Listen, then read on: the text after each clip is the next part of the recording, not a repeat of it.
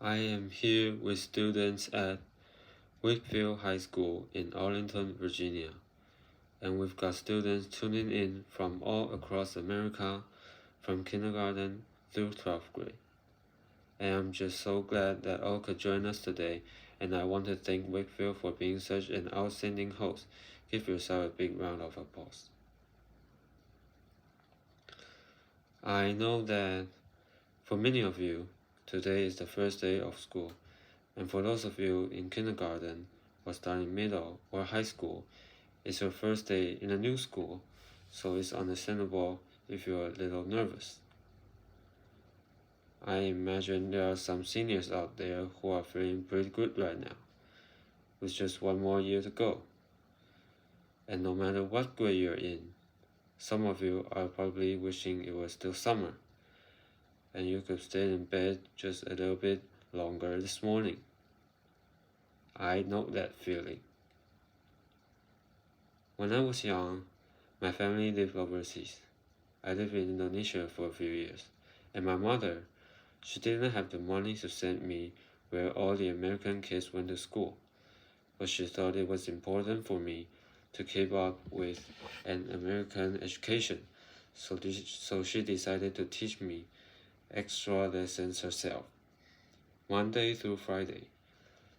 But because she had to go to work, the only time she could do it was at 4:30 in the morning. Now, as you might imagine, I wasn't too happy about getting up that early, and a lot of times I fall asleep right there at the kitchen table. But whenever I complained, my mother would just give me one of those looks, and she said, "This is no picnic for me either, Buster." So I know that some of you are still adjusting to being back at school, but I'm here today because I have something important to discuss with you.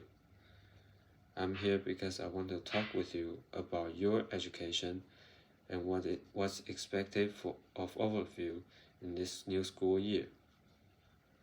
Now, I've given a lot of speeches about education. I've talked about responsibility a lot. I've talked about teachers' responsibility for inspiring students and pushing you to learn. I've talked about your parents' responsibility for making sure you stay on track and you get your homework done and don't spend every waking hour in front of the TV or with the Xbox.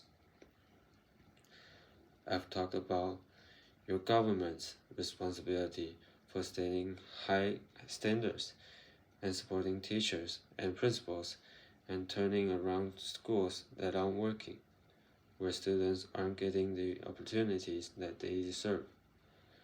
But at the end of the day, we can have the most dedicated teachers, the most supportive parents, the best school in the world, and none of it will make a difference.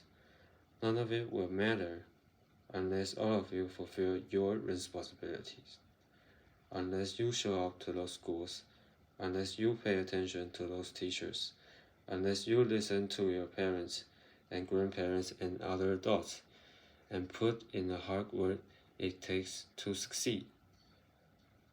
That's what I want to focus on today, the responsibility each of you has for your education.